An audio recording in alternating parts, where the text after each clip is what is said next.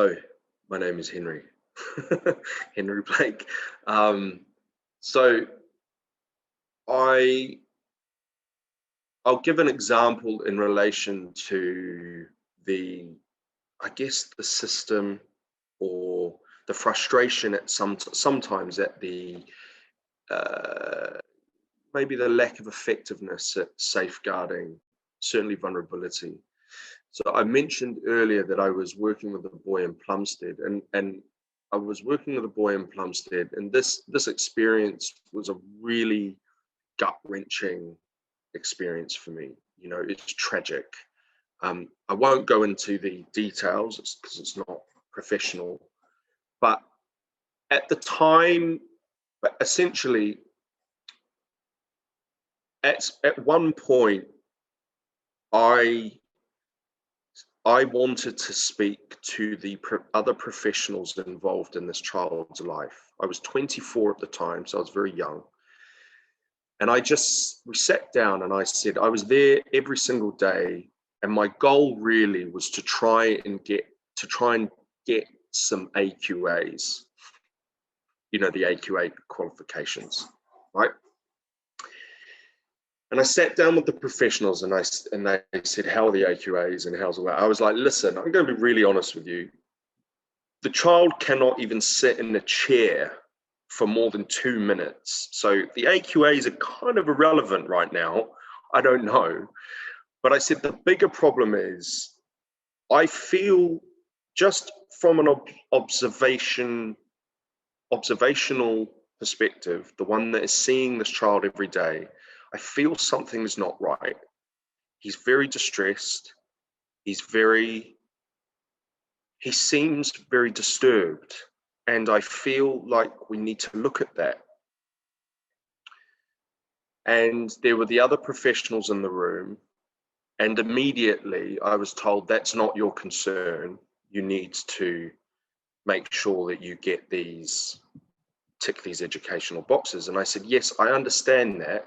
And I understand that I'm not there as a therapist or anything, and I'm not trying to be, but I'm a professional seeing this child every day. And I'm very worried about him because his state of mind is degrading. And I don't know when you last saw him, but I saw him this morning, and my instinct is saying something is wrong. He was 10 years old, okay? Half term happened, and then the first day, the Monday after half term, I was going there and I was called by my line manager, and she said to me, don't walk in that house. And I said, why? And she said, something has happened over the half term and it's not safe for you to be there, okay? And I went, okay, but I'm almost there. She said, whatever you do, don't walk in. So the session was cancelled. Now, over the course of that week, I didn't see him. In fact, I didn't see him anymore. Because what had happened over the half term is the boy had had a nervous breakdown, and he had then committed a serious sexual offence to another child. And when asked why he did it, he said because it had happened to him. Now, there were many other details, and I'm not going to go into the details of the offence or whatever, but a tragedy has just occurred. And the first feeling that I had was rage, because I knew in my heart that could have been prevented. I knew that there were opportunities to intervene as a safeguarding professional to stop that from happening. And I wasn't listened to.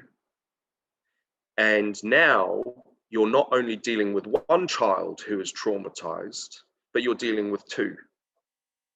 And so the cycle continues and vulnerability is missed.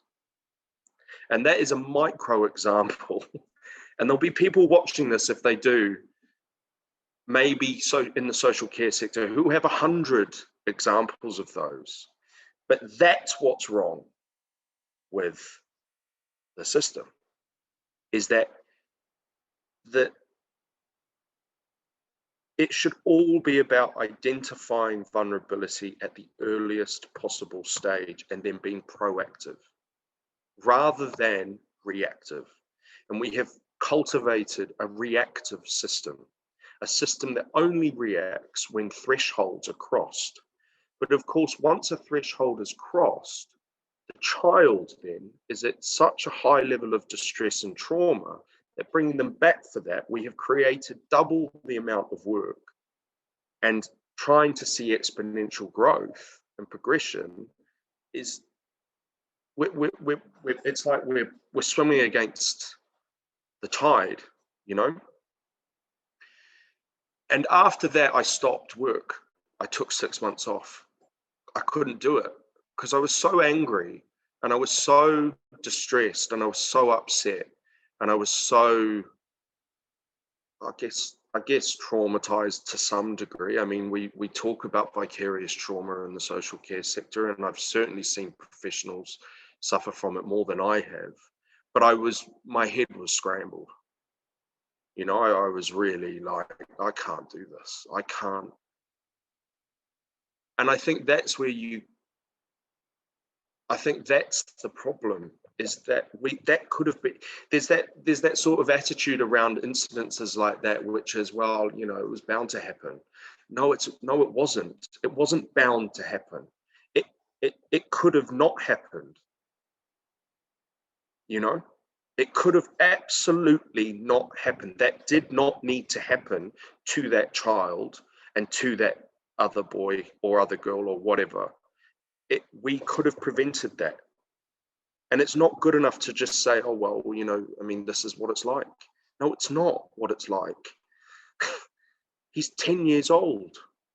He's a kid. He's distressed. He's falling to pieces. And you're more concerned about AQAs and worksheets? That's what's wrong with the system. He was not safe, you know, and he didn't feel safe.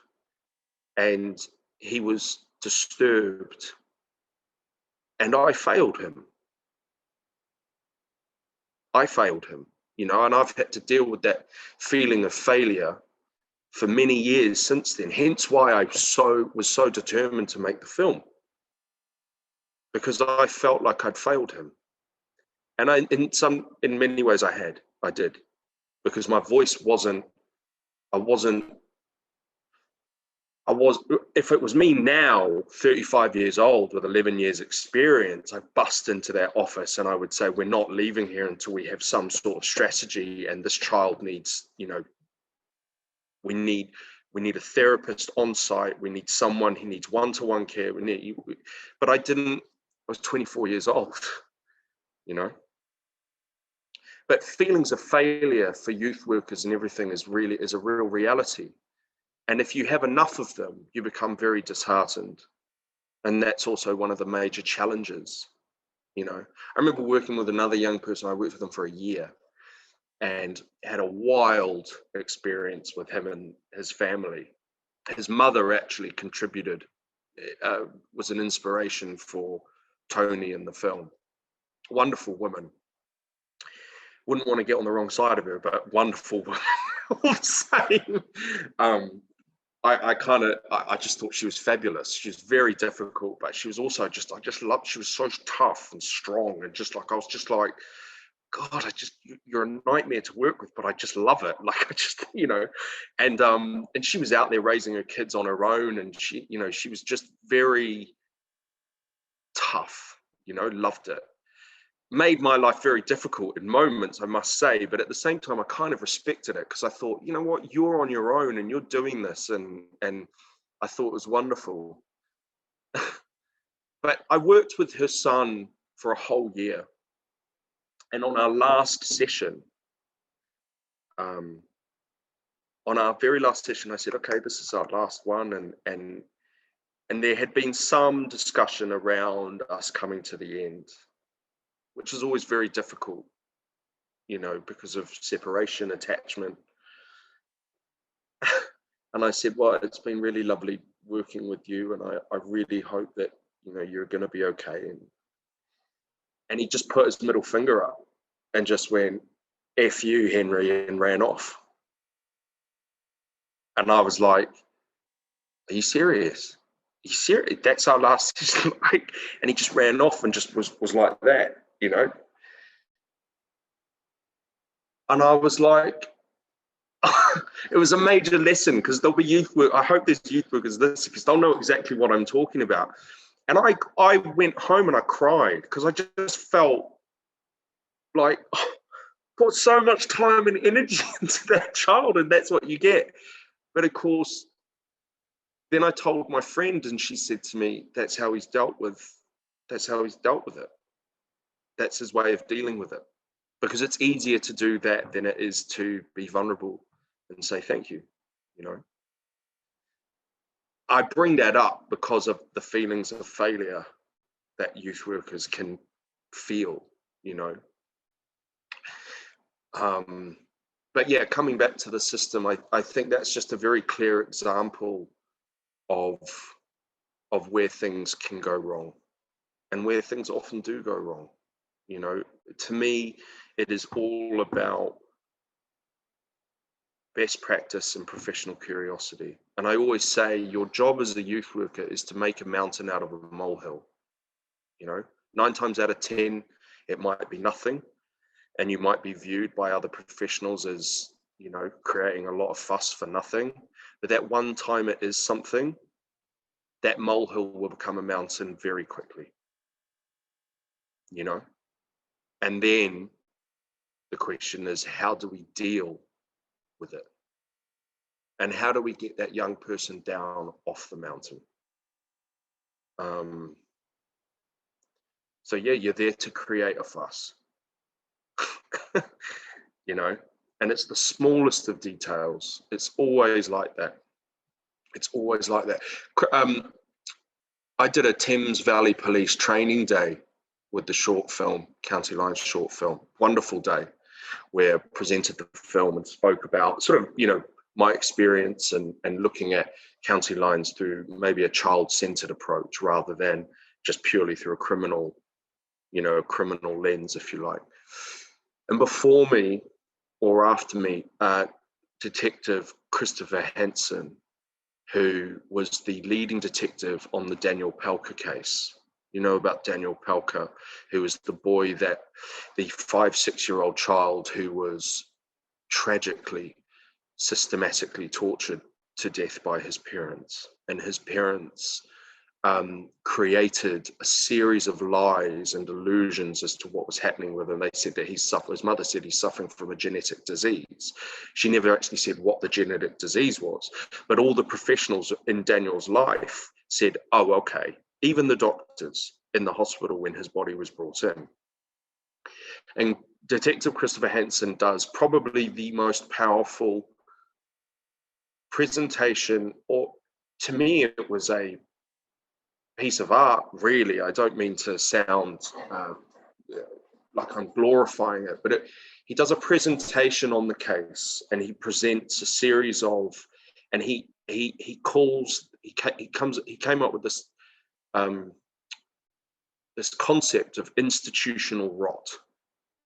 That's what he calls it. And he says, with each and every case, there may always be a degree of institutional rot. And he said, with Daniel's case, the institutional rot set in from day one.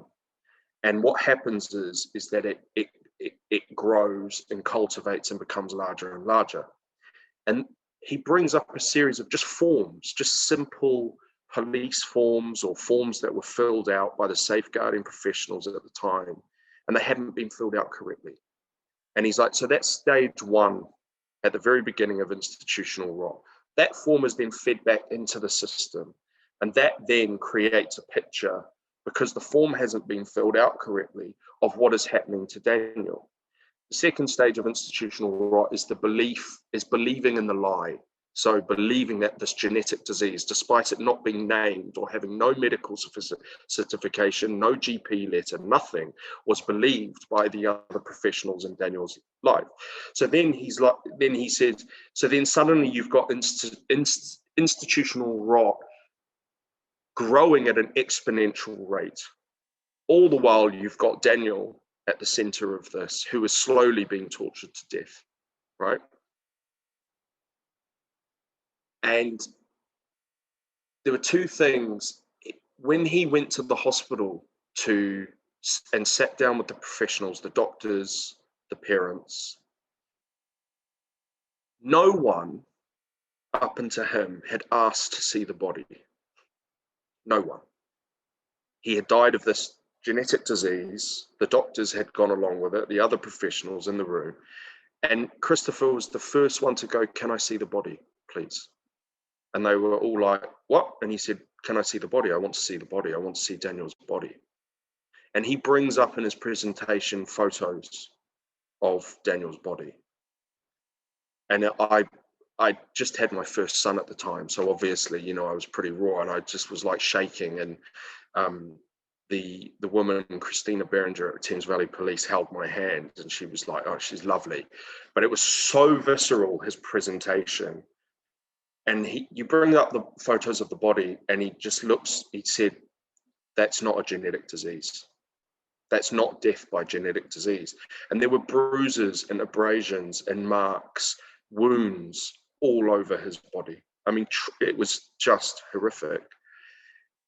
But the point of the presentation, he says at the end, is to say, are we getting any better at making these mistakes? Are we getting better at not making these mistakes? Sorry. And he says, "No, we're not." He said, "The only thing I want you to take away from this is listen to your instincts. They are the greatest tool that you have as safeguarding professionals." And he uses an example of when he took on the case, he saw the body and he knew then that there was something wrong. And then he said, "I want to go to their home. And he walked in and he said, two things hit me immediately. He said, the smell of Febreze. So there was Febreze everywhere. So he was like, they're obviously covering up something, you know, scent-wise. And he said, and the second thing hit me as soon as I walked in was it didn't feel or look like a family home because there were no toys anywhere. There was no sign of children living in this home until he walked into Daniel's sister's bedroom and there were toys everywhere. And then Daniel's room, nothing. So he was like, so something wasn't right. My instinct said something is not right. There's a cover up here. And it wasn't until they found the tiny room that Daniel had been shoved in, which was like a closet and on a mattress. And there was a hole in the wall that was bleeding fresh air into. And the mattress was sodden with blood, with urine, with feces. And he was there naked. He was locked in there naked every night. And that winter, one of the winters that he was 4 or 5, was one of the coldest winters in British history. It got down to like -10. And he was in this tiny room with a hole, just this broken hole coming in. And the smell apparently was, and that's what the Febreze was for. And he's such a special man. I remember going up to him afterwards and I just said, it's the most powerful thing I've ever seen. And it's the most important thing because he's telling the truth. And he's a detective, you know, he's going there training police officers and you could hear a pin drop. You could hear, but that one form at the beginning that he brings up on the projector that wasn't filled out, you know, and then the pictures of Daniel walking 20 meters behind his mum and his sister to school every day. You know, why didn't the teachers see that? Why didn't they see that boy trailing behind, not being given lunch every day? Pale, black-eyed, looking anemic, you know, weight loss. All of these things that he says, trust your instinct because it's almost always right, you know? And that's what's most important when you're a safeguarding professional, I think, because unfortunately the stakes are that high, you know. But he's an amazing man, you know, because he's telling the truth and he's challenging. It's not easy to think about these things, you know, it's not easy to talk about them, it's not easy to face them. But in the line of work that people do in the safeguarding, that's the job, you know. And I often always use the quote, the James Baldwin quote, James Baldwin being the brilliant African-American essayist and writer. You know, I love this quote, is not everything that is faced will change, but nothing can really change until it is faced. And I think, to me, that kind of sums up everything, really. But yeah, I think those two examples, without being too depressing about it, but I think this is the truth, you know.